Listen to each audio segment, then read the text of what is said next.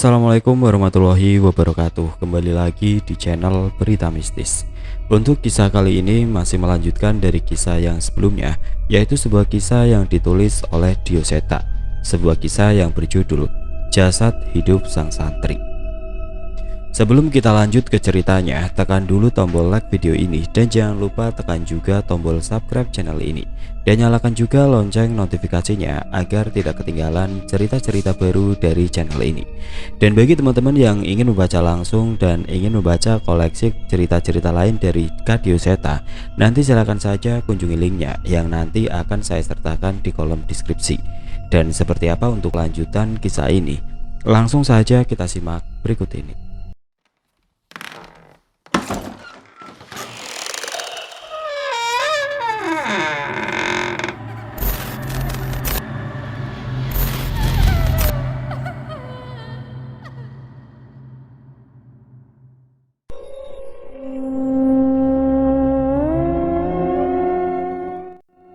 "Kang Sodar, jangan Kang!" Rizal panik saat melihat seorang santri tengah memakan ayam hidup. Lokasinya persis di tempat Kang Sodar kesurupan dan melakukan hal yang serupa. Tapi ternyata Rizal salah. Seseorang yang tengah memakan ayam hidup itu bukanlah Kang Sodar. Ia berbalik dan menoleh ke arah Rizal dengan wajah penuh darah. Fadil? Santri itu adalah Fadil. Ia tidak memperdulikan Rizal dan kembali memakan ayam hidup itu dengan darah yang terus berceceran di tanah. "Fadil, kamu udah gila!" Rizal berteriak dan berpaling untuk segera memanggil Ustadz Sobirin.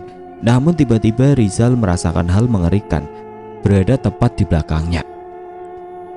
"Jangan berani-berani." Itu adalah suara Fadil. Entah mengapa ia bisa berpindah secepat itu dari posisinya. Rizal jelas tahu itu adalah sebuah ancaman. Dari sebelah mata Rizal terlihat Fadil mendekatkan wajahnya yang penuh dengan darah sembari menengok ke arah Rizal. Jelas Rizal gemetar. Ia tidak tahu harus berbuat apa saat itu. Dalam hati ia hanya membaca doa-doa yang ia ingat dan berharap doanya itu bisa menjauhkannya dari sosok Fadil yang mengerikan itu. "Jal, bangun Jal, salat subuh." Suara Faris membangunkan Rizal yang tengah terjebak dalam mimpi buruknya. Saat itu juga Rizal terduduk dengan keringat bercucuran dari pelipisnya. Faris dan Ahmad yang melihat keanehan pada Rizal saling bertatapan dan memperhatikan keadaan Rizal. "Jal, mimpi buruk?" tanya Ahmad. Rizal tidak langsung menjawab. Sebaliknya, ia malah menoleh ke arah ranjang Fadil dan tidak menemukannya di sana. "Fadil kemana?" tanya Rizal bingung. "Udah keluar sholat duluan lah, masa nyuruh dia nungguin kamu juga?" balas Ahmad. Faris segera menyikut Ahmad. Dia tahu mimpi buruk Rizal pasti ada hubungannya dengan Fadil. "Ya udah, wudu dulu biar tenang. Ntar ceritain pelan-pelan," ucap Faris. Rizal pun menyelesaikan sholat subuhnya dan menceritakan mengenai mimpinya. Tapi menurut Ahmad dan Faris, mimpi Rizal itu adalah perwujudan rasa takut Rizal atas kejadian yang menimpa Kang Sodar. "Mungkin karena kemarin kita lihat Fadil dirundung lagi, jadi gak sadar kamu mimpiin kejadian Kang Sodar," jelas Faris. "Iya bisa saja, tapi yang pasti firasatku tentang Fadil benar-benar gak enak," jelas Rizal. Hari itu Rizal benar-benar memperhatikan Fadil seharian. Tapi kali ini memang tidak ada yang mencurigakan dari gerak-gerik Fadil. Barulah menjelang maghrib Fadil terlihat berniat melakukan sesuatu. Ia mengecek tembok bolong yang tertutup semak yang sering digunakan untuk keluar pondok. Tapi rupanya setelah kejadian Hanifah, lubang itu sudah ditutup oleh pihak pesantren. Tidak kehilangan akal, ia pun mendekat ke pos Kang Aang. Saat itu pagar pesantren masih dibuka. Kang Aang berjaga di sana, memastikan tidak ada yang keluar masuk tanpa pantauannya. Fadil berjalan ke arah Kang Aang. Ia memperhatikannya dari belakang. Saat itulah ia merasakan ada yang aneh pada Fadil. Rizal melihat Fadil seolah membacakan sesuatu yang panjang sembari menatap Kang Aang. Entah kebetulan atau memang karena bacaan Fadil, saat itu tiba-tiba Kang Aang terlihat mengantuk dan tertidur di teras tanpa menutup pagar. ngapain lagi sih, Jal? Faris yang heran menepuk pundak Rizal. Tuh, si Fadil kayak lagi bacain sesuatu ke Kang Aang. Tiba-tiba Kang Aang ngantuk dan tidur, jelas Rizal. Ahmad ikut memperhatikan Fadil yang ternyata berjalan dengan santai menuju keluar pondok. Dia beneran keluar, ucap Ahmad. Mereka bertiga berjalan mendekat ke arah pagar, tapi mereka masih ragu untuk menyusul Fadil. Susul nggak? Tanya Faris. Pasti aku kan yang disuruh manggil Ustadz, tebak Ahmad yang memang sudah tahu rencana Rizal dan Faris. Enggak deh, nggak usah keluar, kita lapor Ustadz saja, ucap Rizal. Ahmad dan Faris pun terlihat lega, tapi mereka masih penasaran dengan apa yang dilakukan Fadil di luar. Rizal mencoba mengintip keluar pagar dan mencari keberadaan Rizal, tapi tiba-tiba ia terjatuh dengan kedatangan seseorang yang datang dengan tiba-tiba di hadapannya. Minggir, teriak orang itu. Rizal memastikan siapa orang yang mengusirnya dengan kasar itu. Jal, minggir Jal. Seketika Faris menarik Rizal mendekat ke arah mereka. Saat itu barulah ia sadar bahwa orang yang hampir menabraknya tadi adalah si Kuter alias Mamat, si preman pasar. Makin bobrok aja ini pesantren, bukannya menjaga gerbang malah tidur, teriak Mamat yang saat itu menarik baju Kang Aang. Rizal, Ahmad dan Faris pun menjauh. Mereka tidak mau mengambil resiko berurusan dengan Mamat. Di satu sisi mereka tidak mau pergi karena penasaran dengan apa urusan Mamat ke tempat ini. Mamat, ngapain kamu di sini? Teriak Kang Aang. Gak usah berisik, panggil Kang Sobirin, teriak Mamat. Urusan apa? Tanya Kang Aang. Bukan urusanmu, balasnya singkat. Kang Aang sudah tahu sekali reputasi Mamat, tapi bukannya melawan, ia malah seolah menurut dengan perintah Mamat. Mau mati juga lu bocah, ancam Mamat pada mereka bertiga. Merasa keadaannya sudah tidak aman, mereka pun segera pergi dari tempat itu. Dari jauh mereka melihat Ustadz Sobirin segera berjalan menemui Mamat. Itu preman ngapain sampai ke sini ya? Ahmad menyampaikan rasa penasarannya. Kalau sampai minta jatah keamanan ke pondok sih, Kang Mamat udah keterlaluan, balas Faris. Sudah, bukan urusan kita. Aku lebih penasaran soal Fadil, balas Rizal. Merasa tidak bisa mencari tahu lebih jauh, mereka pun segera kembali ke pondok untuk menunaikan sholat asar dan melanjutkan dengan pengajian dengan Ustadz Yahya. Tapi aneh, entah mengapa Fadil sudah berada di pendopo terlebih dahulu bersama santri lainnya untuk pengajian. Itu Fadil Jal, ucap Faris bingung. Mereka bertiga tidak berkata apa-apa lagi saat itu. Rizal mengacak-ngacak rambutnya tidak mengerti dengan apa yang terjadi. Ia melihat dengan mata kepalanya sendiri Fadil meninggalkan gerbang.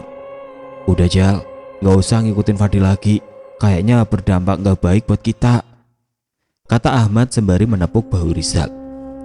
Rizal pun menghela nafas sambil berharap semua yang ia lihat bukan merupakan pertanda untuk hal buruk. Setelah kejadian itu, Rizal dan teman-temannya berusaha tidak peduli dengan Fadil. Terkadang mereka memang melihat tingkah mencurigakan Fadil, namun lebih memilih untuk mengacukannya saja. Itu Kang Mamat, kenapa jadi sering datang ke pondok ya? Faris memperhatikan sosok Mamat yang beberapa hari ini sering datang ke pondok. Iya, langsung ketemu Ustadz Sobirin juga. Masa minta jatah preman terus? Gumam Ahmad. Sekali-kali jangan mikir jelek terus, siapa tahu Kang Mamat mau tobat, ceplos Rizal. Mereka pun memperhatikan perbincangan Ustadz Sobirin dan Kang Mamat yang tidak dilakukan di dalam ruangan. Entah mengapa sejak datang mereka hanya berbicara sembari berdiri. Terlihat beberapa kali Kang Mamat menunjukkan emosinya dengan memukul tembok atau sedikit membentak.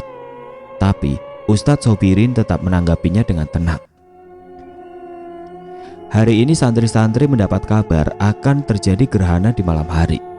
Mereka pun mendapatkan pengumuman untuk melakukan sholat gerhana pada malam hari. Ini adalah pertama kalinya untuk Rizal dan kawan-kawan. Tapi entah mengapa Rizal merasa malam ini ada yang lebih dari itu. Ia merasa cemas selama seharian tanpa alasan yang jelas. Malam itu sholat gerhana dilakukan berjamaah, namun ada yang aneh dari Fadil. Wajahnya terlihat cemas dan bercucuran keringat. Matanya tidak tenang, sembari sesekali melirik ke sekitarnya. Dil, kamu sakit? Rizal mencoba mencari tahu tentang keadaan Fadil saat itu. Iya, gak enak badan. Habis ini mau langsung tidur, balasnya singkat. Sesuai ucapannya malam itu, Fadil segera memasuki kamar dan tidur cepat dibanding yang lainnya. Rizal mencoba mempercayai ucapannya dan ingin menutup malam itu dengan tidur yang nyenyak. Hujan deras mengguyur seluruh pondok dan desa sekitarnya saat itu. Beberapa kali petir menyambar, namun para santri masih dapat tidur dengan pulas. Duk, duk, duk. Suara tongkat yang mengetuk lantai kamar saat itu mengganggu ketenangan Rizal, Faris, dan Ahmad. Bukan tanpa alasan, tapi mereka ingat betul suara itu pernah membuat mereka lari tunggang langgang. Sak, duk. Suara langkah kaki diseret bersama tongkat yang menyentuh tanah berhenti di dekat mereka bertiga. Bangun! Saat itu mereka berdua terduduk dan terbangun secara bersamaan. Seharusnya mereka takut, namun entah mengapa kali ini mereka merasa harus mengikuti ucapan itu. Terlihat nenek mengerikan yang terus meneror mereka semenjak mengintip gudang. Tapi kali ini ia tidak berbuat apapun selain menoleh ke kasur tempat Fadil seharusnya berada. Rizal yang masih berusaha mengumpulkan kesadarannya melihat Fadil tidak lagi berada di kasurnya. Sementara itu suara hujan deras terdengar dari pintu kamar yang terbuka. Jal, nenek itu? Tanya Faris bingung yang menyadari sosok nenek itu kembali menghilang. Hilang? Fadil juga gak ada. Ahmad pun merasa ada yang janggal di malam itu.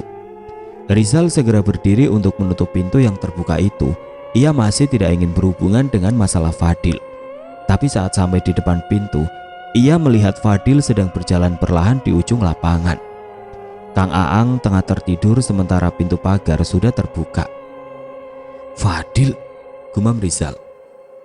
Mendengar perkataan itu, Ahmad dan Faris segera menghampiri Rizal dan melihat apa yang mereka saksikan. Kita bilang ke Ustadz, kata Faris. Malam-malam begini?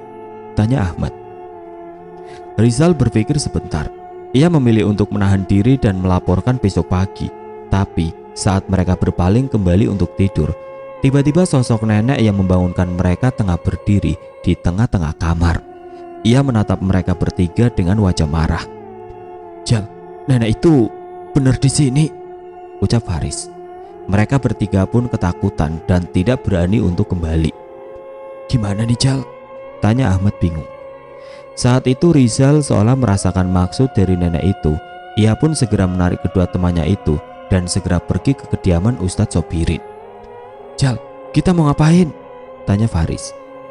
Ke tempat Ustadz. Mau laporin keberadaan nenek itu. Kalau tiba-tiba sosok itu hilang lagi gimana? Ahmad khawatir. Enggak, justru kayaknya nenek itu mencoba ngasih tahu kita sesuatu, ucap Rizal mencoba memberitahukan apa yang ada di pikirannya. Sampai di kediaman Ustadz Sobirin, mereka pun mengetuk pintunya dengan cukup lama. Suara hujan menyamarkan suara mereka, tapi mereka tidak menyerah. Mereka pun mengumpulkan tenaga untuk berteriak memanggil Ustadz Sobirin. Assalamualaikum, teriak mereka. Setelah cukup lama, akhirnya terdengar suara langkah kaki seseorang membukakan pintu. Waalaikumsalam. Kalian ngapain malam-malam kesini? Tanya Ustadz Sobirin. Mereka bertiga pun saling bertatapan. Fadil Ustadz, dia pergi dari kamar dan keluar pondok, ucap Faris. Ustadz Sobirin menatap wajah mereka bertiga dan memang melihat keseriusan di mata mereka. Ya sudah, kalian kembali ke kamar. Biar saya yang memastikan saat ia kembali, balas Ustadz Sobirin. Mendengar ucapan itu, Rizal pun memberanikan diri untuk berbicara. Gak bisa Ustadz, kami merasa ada yang tidak beres, ucap Rizal. Ia pun menceritakan tentang keberadaan sosok nenek yang membangunkan mereka. Rizal juga menceritakan bahwa ia menyadari sepertinya sosok nenek itu mencoba memberi petunjuk tentang Fadil. Astagfirullahaladzim. Ustadz Sobirin membaca istighfar mendengar cerita mereka bertiga. Nenek itu adalah sosok jin. Tidak seharusnya kalian mengikuti mau sosok itu, jelas Ustadz Sobirin. Begitu juga dengan yang merasuki Fadil kan Pak Ustadz? Rizal mencoba memberanikan diri. Maksud kamu? Tanya Ustadz Sobirin. Rizal menceritakan tentang apa yang ia lihat sebelumnya mengenai Fadil yang seolah memantrai Kang Aang. Juga tindak tanduk Fadil yang mencurigakan bahkan sejak kejadian di hutan jati. Walau dengan semua cerita itu, Ustadz Sobirin masih ragu dan enggan untuk bertindak. Tapi Rizal masih sangat merasa terganggu dengan kepergian Fadil kali ini. Saya tahu, memang ada yang aneh dengan Fadil, tapi bukan berarti. Belum selesai Ustadz Sobirin berbicara, Rizal sudah tidak mampu lagi menahan sabarnya. Ia pun pergi meninggalkan Ustadz Sobirin dan meninggalkan pondok menuju ke arah Fadil berlari. Rizal, jangan nekat, teriak Ahmad. Rizal tidak memperdulikan. Sepertinya kali ini Rizal tidak dapat menahan firasat yang ia rasakan. Ia menerobos hujan bermodalkan senter kecil yang ia punya. Ia tidak dapat melihat jarak jauh dengan gelap dan derasnya hujan.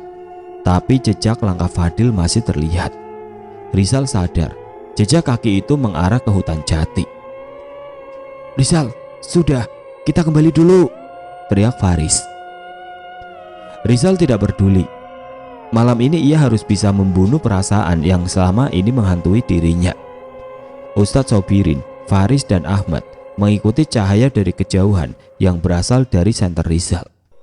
Gelapnya hutan jati, dinginnya air hujan benar-benar membuat Ustadz Sobirin tidak habis pikir dengan apa yang sedang dilakukan oleh santri-santrinya itu.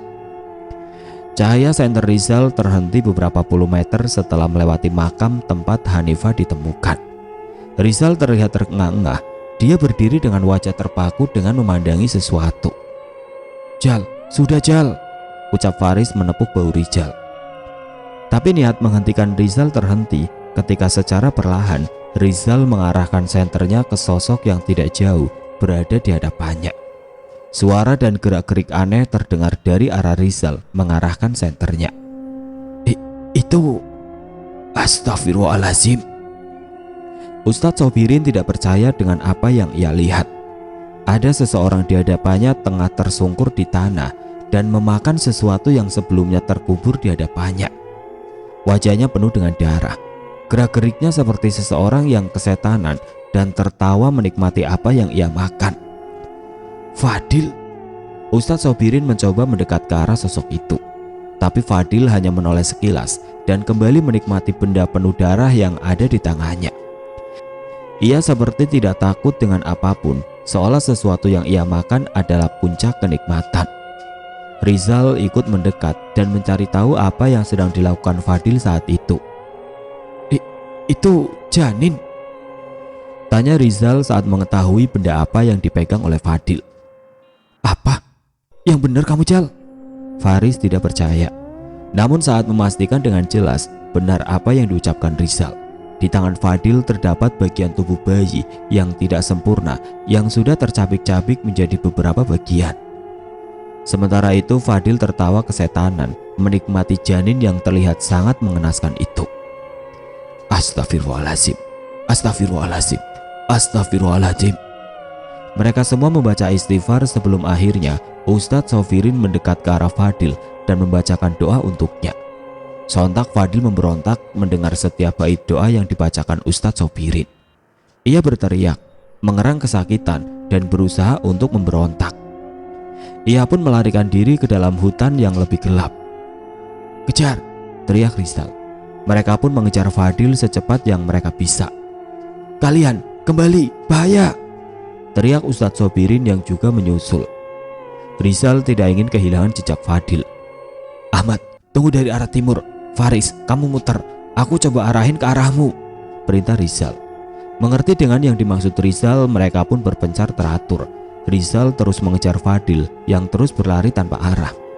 Fadil mencoba menghindari Rizal, tapi itu malah membawanya ke arah Faris yang berhasil menggapai tubuhnya. Lepaskan, lepaskan, berontak Fadil. Tenaga mereka berdua tidak cukup untuk menahan Fadil. Ia masih bisa berlari walau berkali-kali terjatuh oleh tangkapan Faris dan Rizal. Tapi di depan Ahmad sudah menunggu. Ia memeluk Fadil dan menjatuhkannya di tanah. Mereka menguncinya dan segera memanggil Ustadz. Ustadz, di sini. Fadil memberontak, ia berkali-kali mengamuk. Aku tidak ada urusan dengan kalian. Aku bisa membunuh kalian, teriak Fadil. Wajahnya benar-benar marah. Darah dari janin yang ia makan membuat wajah Fadil tidak lagi seperti sosok manusia. Rizal mencoba membacakan ayat kursi sebisanya untuk menahan Fadil. Entah itu berguna atau tidak, tapi saat itu mereka berhasil menahan Fadil untuk tidak melepaskan dirinya.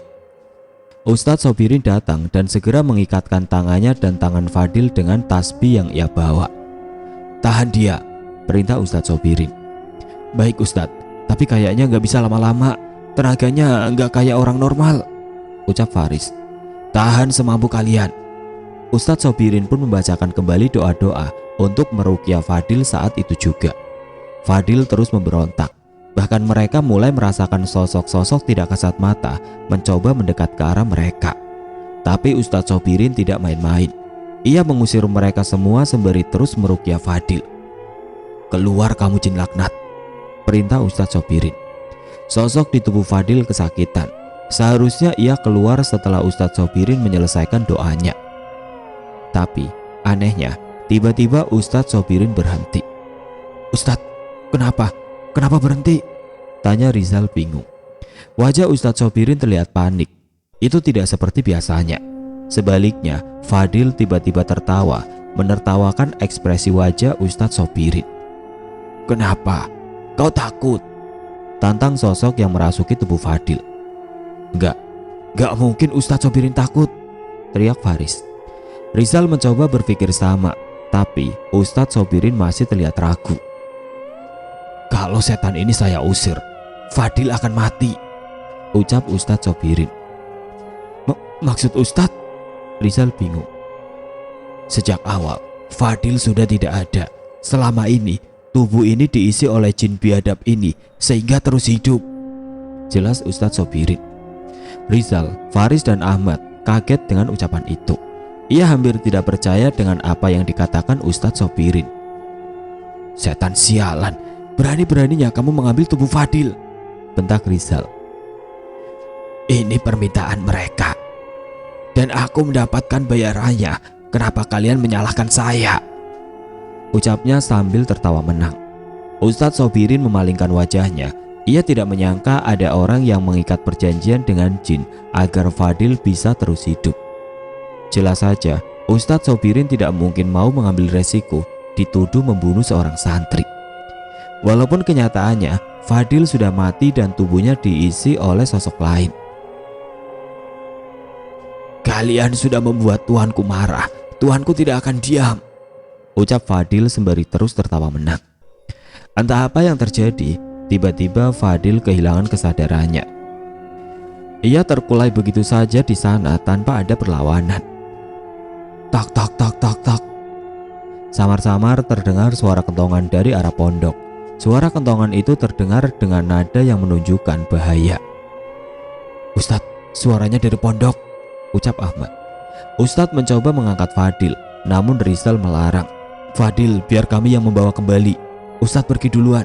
Ustadz lebih dibutuhkan di sana, ucap Rizal. Ustadz Sobirin mengerti, namun sebelum ia pergi, ia memeriksa keadaan Fadil. Ia pun meninggalkan tasbihnya di tangan Fadil sebelum akhirnya meninggalkan Rizal dan yang lain. Ustadz Sobirin berlari sekuat tenaga menyusuri gelapnya malam di hutan jati itu. Rasa cemas terus menderu bersama dinginnya hujan yang menusuk tubuhnya. Seluruh cahaya lampu di semua ruangan pondok menyala dengan suara kericuhan yang terdengar, bahkan dari luar komplek pesantren. Saat melewati gerbang, Ustadz Sobirin dikagetkan dengan santri-santri yang berkelimpangan menyebar di sudut-sudut pesantren. Kang Aang, mereka kenapa? Ustadz Sobirin menarik Kang Aang yang juga tengah memeriksa keadaan santri yang terbaring di dekatnya. Kesurupan Ustadz, gak tahu kenapa mereka tiba-tiba begini, jelas Kang Aang panik. Dengan segera Ustadz Sobirin segera menyusul Ustadz Yahya yang tengah meruqyah salah satu santri. Ia membantunya hingga santri itu tersadar dan meminta Ustadz Yahya menjelaskan kondisinya. Tiba-tiba saja banyak santri yang keluar dari kamarnya dan berteriak-teriak seperti kesetanan. Mereka semua berperilaku aneh, jelas Ustadz Yahya. Astagfirullahaladzim, apa mungkin ini ulah dia? Gumam Ustadz Sobirin. Dia. Siapa Ustadz? Tanya Ustadz Yahya. Nanti saya jelaskan. Sekarang kita minta tolong santri yang masih sadar dan kumpulkan mereka di 2 ruangan biar Ridho bantu Ustadz Yahya. Perintah Ustadz Sobirin. Baik Ustadz.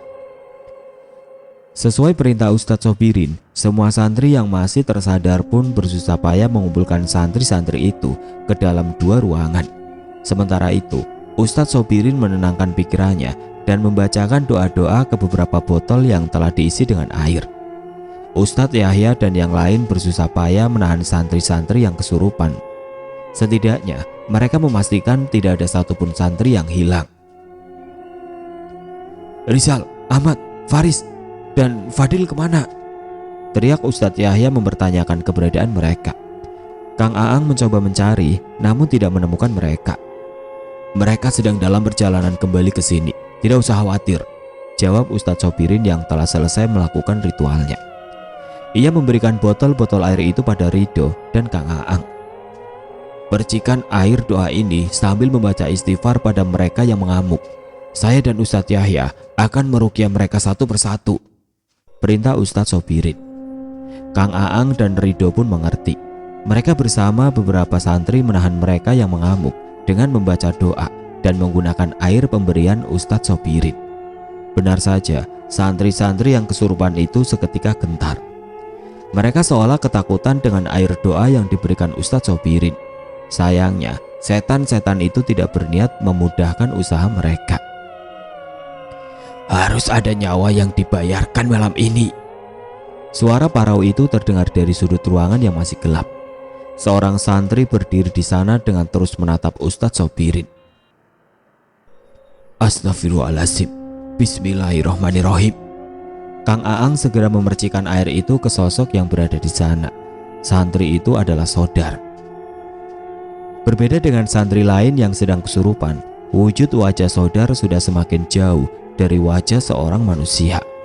Matanya menghitam sepenuhnya dengan kulitnya yang putih pucat. Urat-urat di wajahnya menonjol dan menghitam sama seperti lidah dan isi mulutnya.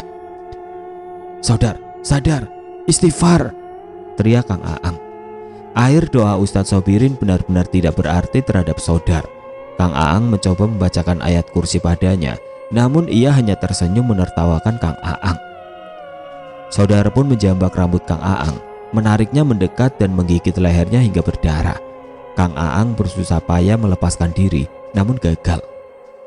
Ustadz, tolong, teriak Kang Aang. Ustadz Sobirin yang menyadari hal itu pun meninggalkan ruqyahnya dan menghampiri Sodar. Ustadz Sobirin membacakan ayat kursi dengan lantang. Sosok-sosok yang merasuki santri-santri di ruangan itu pun gelisah dan kesakitan mendengarkan ayat-ayat itu. Tapi tidak dengan Sodar.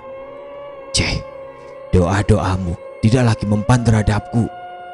Ledek Sodar yang melanjutkan tindakan gilanya dengan merobek leher Kang Aang dengan giginya. Tolong Ustadz. Ustadz Sobirin tidak gentar. Ia pun mendekat ke arah Sodar dan berusaha melepaskan tangannya dari Kang Aang. Tapi tidak semudah itu. Saat melepas Kang Aang, Sodar bergerak ke belakang santri yang lain. Ia kembali menjadikan santri itu sandra untuk dihabisi. Titah sudah diterima. Harus ada satu nyawa yang mati sebagai peringatan untuk kalian, ucap sosok yang merasuki Sodar. Sebuah pisau kecil dikeluarkan dari kantung celana Sodar. Sebuah benda yang seharusnya terlarang untuk berada di lingkungan pesantren. Ia mengeluarkan pisau itu dan bersiap menusukkan pada santri yang ia sandra. Sodar, jangan Sodar. Kang Aang berusaha menahannya, namun tenaga Sodar lebih besar. Ia berhasil mengayunkan pisau itu, namun dengan sigap Ustadz Sobirin menahan tangannya melukai santri itu. Berkali-kali Sodar mencoba menusukkan pisau itu pada Ustadz Sobirin, namun selalu gagal. Kang Aang pun takjub dengan gerakan-gerakan Ustadz Sobirin yang selama ini tidak pernah ia lihat.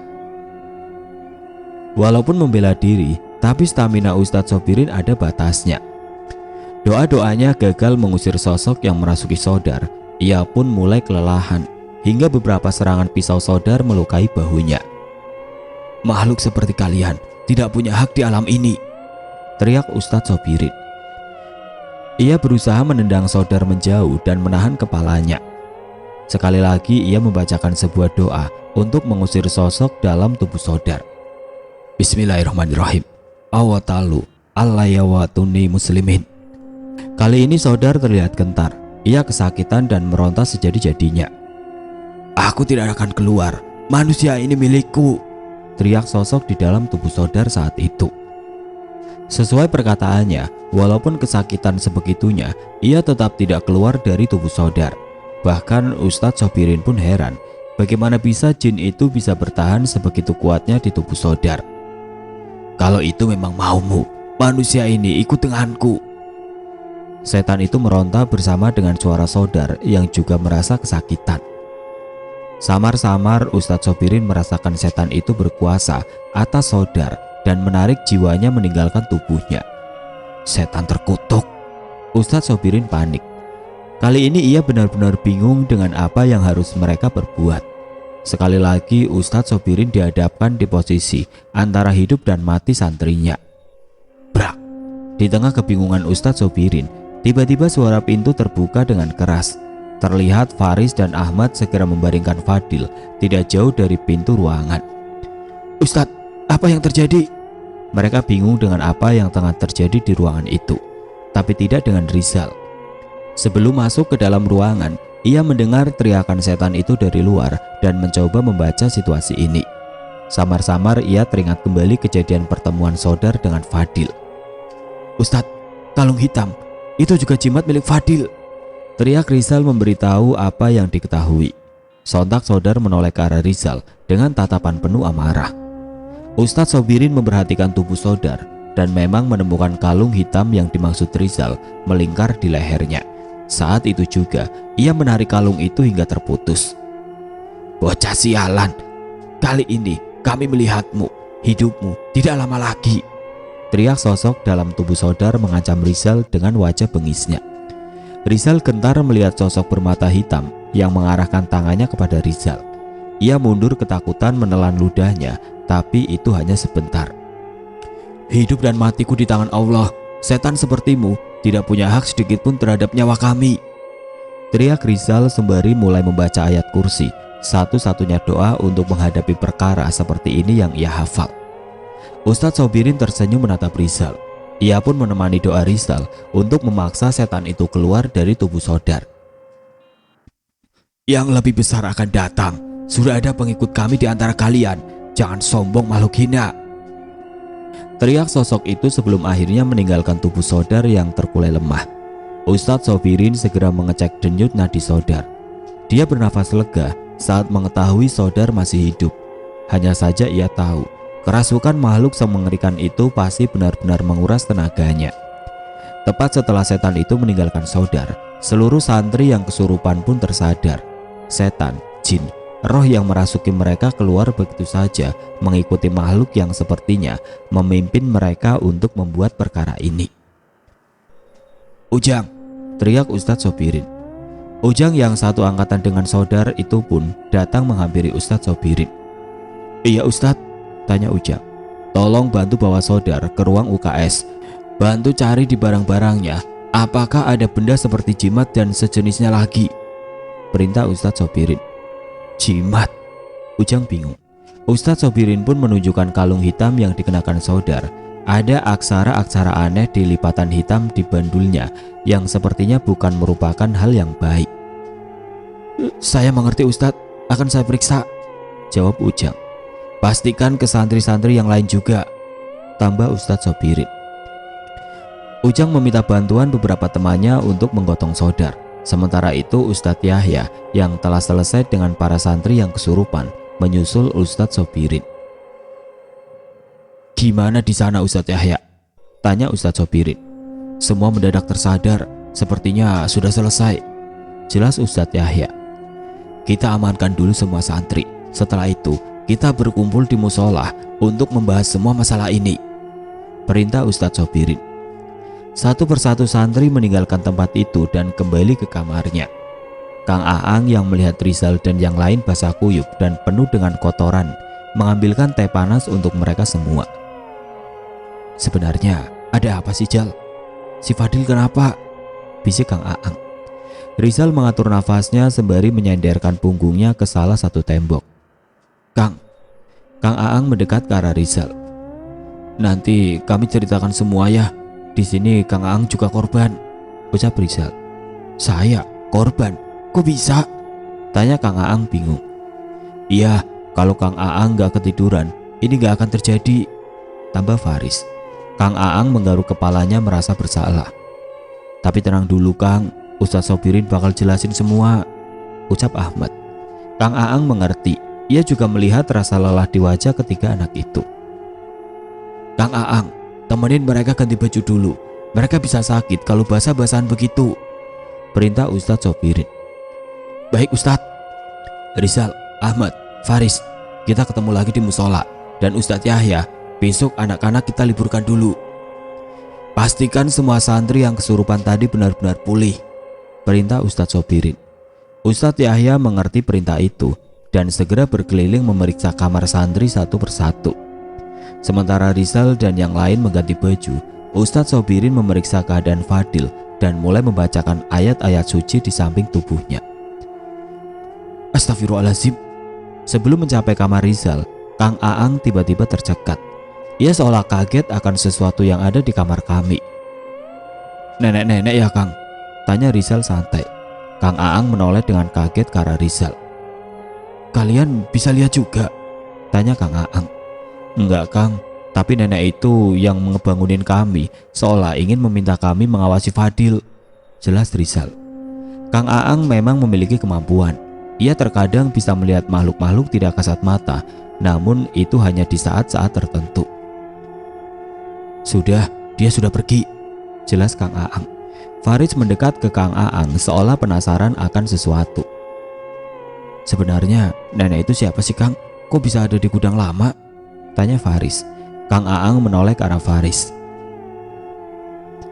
Kenapa kalian bisa tahu dia dari gudang lama? Tanya Kang Aang. Sontak Ahmad menyikut Faris menegur kecerobohannya.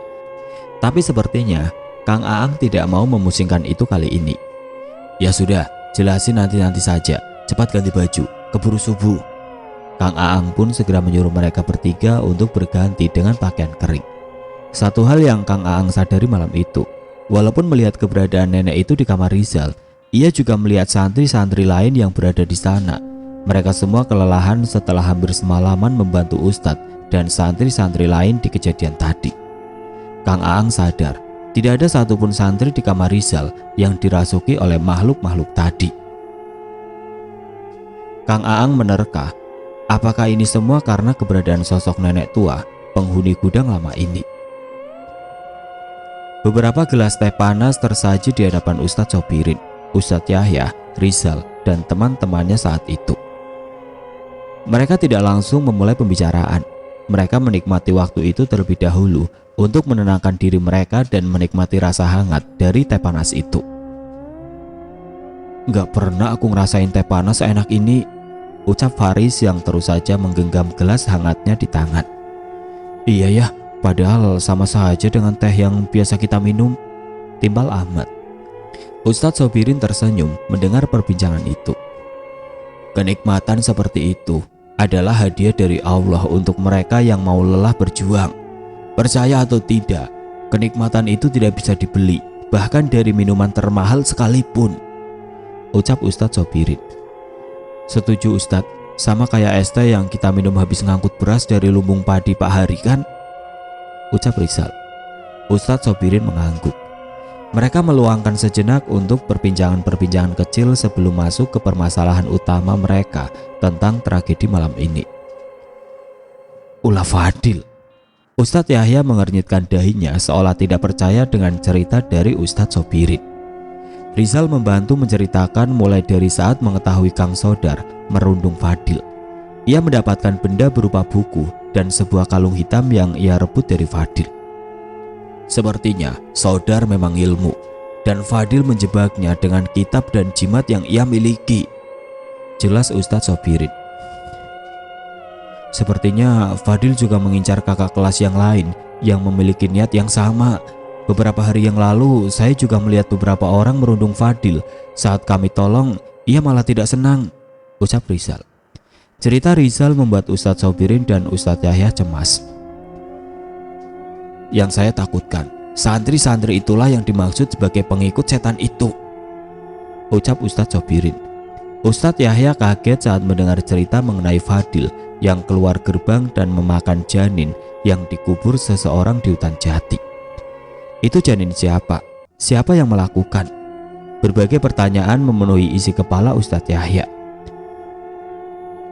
Apa sosok yang merasuki Fadil sudah diusir? Tanya Ustadz Yahya. Itu masalahnya. Wajah Ustadz Sobirin terlihat cemas. Hanya jin itu yang mendiami tubuh Fadil. Tidak ada kesadaran lain di tubuhnya. Kamu tahu apa artinya kan Yahya? Penjelasan Ustadz Sobirin membuat Ustadz Yahya dan Kang Aang semakin pusing. Mereka memiliki ketakutan yang sama. Bila sosok di dalam tubuh Fadil diusir, maka Fadil akan mati. Siapa yang melakukan ini, Ustadz? Tanya Kang Aang. Ustadz Sobirin menggeleng. Jelas saja ia tidak dapat menerka siapa yang tega melakukan ritual itu pada anak ini. Seseorang melakukan perjanjian dengan sosok ini dengan bayaran janin yang harus diberikan pada malam-malam tertentu untuk dirinya, jelas Ustadz Sobirin. Rizal, Ahmad dan Faris mengingat kembali kejadian di mana Fadil memakan janin yang masih berdarah-darah itu dengan begitu beringasnya. Ustadz, Rizal, ini di mana? Tiba-tiba Fadil siuman dari tempat ia dibaringkan. Sontak Rizal dan yang lain pun panik. Ustadz Sobirin segera mendekat secepat mungkin ke arah Fadil. Ahmad, Faris, ini kenapa?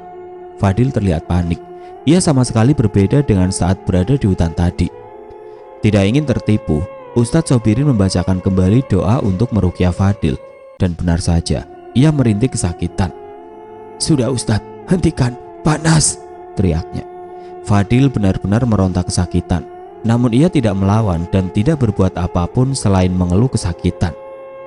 Hal ini benar-benar membuat Ustadz Sobirin dan Ustadz Yahya bingung. Siapa kamu?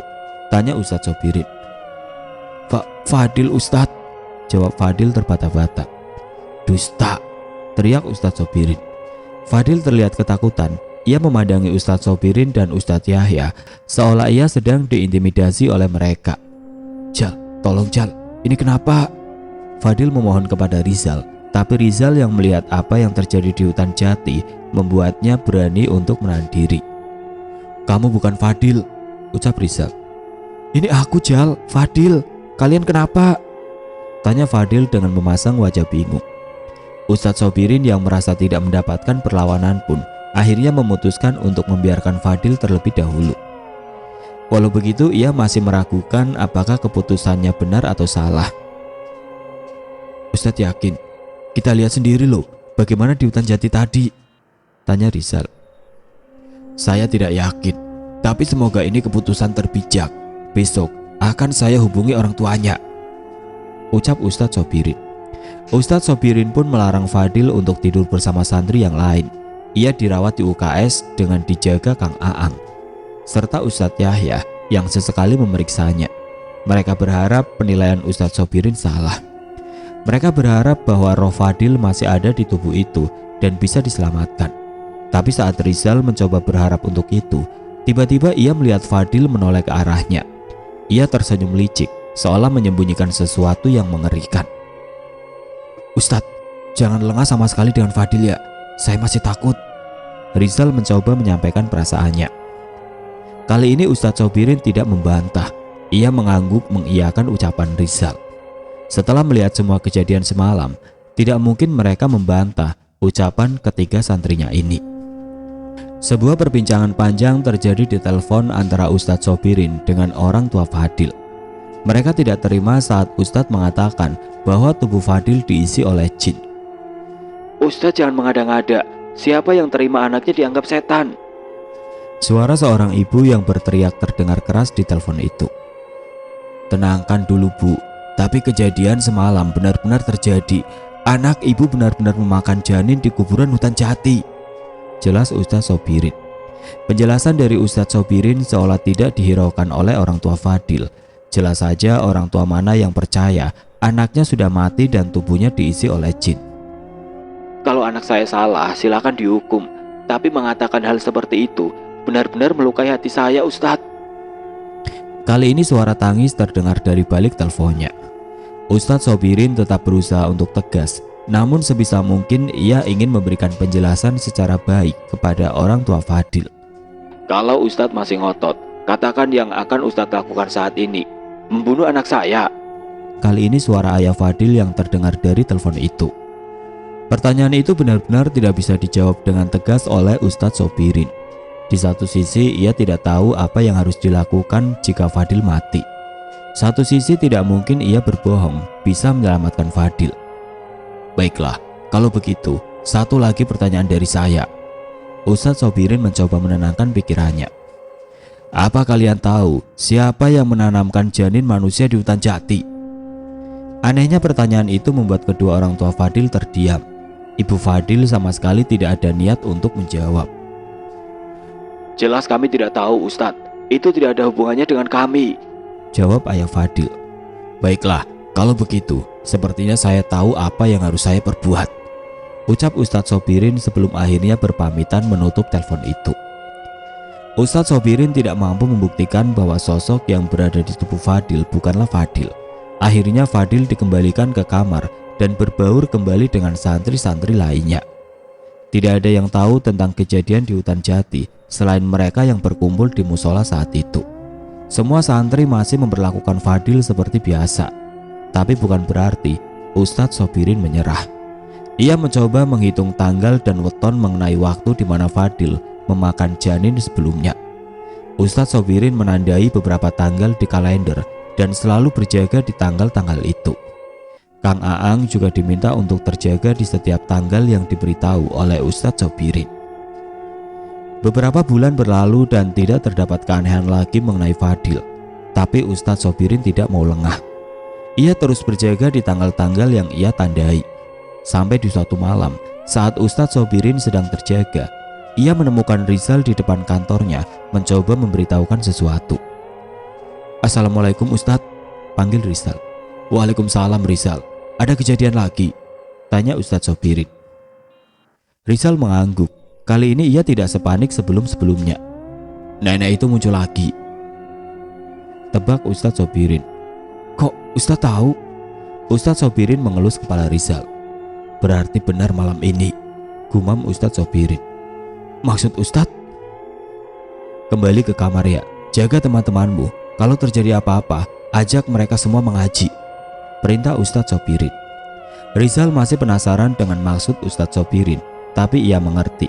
Pasti ada alasan mengapa Ustadz tidak menceritakan itu kepadanya. Malam itu terasa begitu sepi. Kang Aang berjaga dengan penuh konsentrasi seperti perintah Ustadz Sobirin. Terlihat beberapa gelas kopi yang sudah habis berjejer di mejanya untuk menahan kantuk. Ada seorang santri yang memperhatikan Kang Aang dari jauh. Ia memastikan gerbang sudah terkunci. Itu adalah Fadil. Kali ini ada 2 kunci gerbang yang mengikat. Satu kunci lagi sengaja dipegang oleh Ustadz Sobirin. Tidak seperti hari-hari sebelumnya, Fadil terlihat gelisah. Sepertinya ia harus segera keluar dan melakukan sesuatu untuk membunuh rasa gelisahnya. Mengetahui ia tidak bisa memanfaatkan Kang Aang, ia pun memutar dan mengelilingi komplek pesantren yang cukup besar itu. Ia terlihat menggebu-gebu, seolah akan meledak bila tidak segera keluar. Sampai akhirnya ia menyadari suara air dari kali yang mengalir di komplek pesantren. Kali itu melewati bawah tembok yang berarti ada lubang di bawah sana. Fadil tidak peduli dengan arus dan dinginnya air kali itu. Ia merunduk memasuki celah itu dan berhasil tiba di sisi balik tembok pesantren. Ia pun bergegas melalui hutan yang dipenuhi pohon-pohon jati. Tanpa petunjuk arah dan tanpa penerangan, ia mampu melalui hutan itu tanpa kesulitan sedikit pun. Tepat saat melewati makam, Fadil pun segera menggali tanah tempat sebuah pasak hitam ditancapkan. Nafasnya menderu seperti kesetanan mencari sesuatu dari balik tanah yang ia gali dengan tangan kosong. Tapi Fadil tidak menemukan apa yang ia cari di tempat ia menggali. Janin itu tidak ada di tempatnya. Ia bingung, namun saat menatap ke sekitar hutan itu, seolah ada sosok tidak kasat mata yang menceritakan sesuatu padanya. Bangsat, Bangsat kalian. Fadil mengamuk sejadi-jadinya saat itu. Tangannya mengepal dengan keras dan berkali-kali menghantamkannya ke tanah dan pepohonan di sana. Sumpah serapah terucap tanpa henti melampiaskan kekesalannya. Dari balik pohon jati tidak jauh dari tempat Fadil berada, Ustadz Sobirin bersembunyi menyaksikan amukan Fadil. Sebelumnya ia sudah datang lebih dulu ke tempat itu dan menemukan ibu Fadil menguburkan janin di tempat tidak jauh dari tanah Fadil memakan janin sebelumnya. Saat itu juga Ustadz Sobirin menggali kembali janin itu dan menguburkannya di tempat yang layak, jauh dari tempat yang digali oleh Fadil. Kini perjanjian itu sudah cacat. Apakah sosok jin di tubuh Fadil akan meninggalkan tubuh itu, ataukah ada hal lain yang akan terjadi? Pertanyaan itu muncul di kepala Ustadz Sobirin atas perbuatannya. Ini satu-satunya cara yang ia pikirkan untuk mengakhiri perjanjian antara sosok yang berada di tubuh Fadil dengan seseorang yang terikat dengannya. Sayangnya, semua tidak sesederhana itu. Fadil kembali dengan wajah penuh amarah. Sesekali ia tertawa kesetanan dengan mata yang terus melotot. Kalian harus tanggung jawab. Harus ada darah yang menggantikannya. Ia berjalan bungkuk menyeret langkah kecewanya. Ada dendam yang mengerikan yang ia bawa langkah demi langkah menuju pesantren.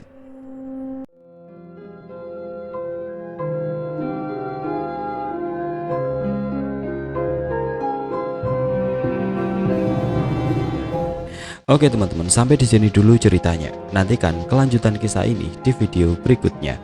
Agar tidak ketinggalan, klik tombol subscribe channel ini dan nyalakan lonceng notifikasinya. Wassalamualaikum warahmatullahi wabarakatuh.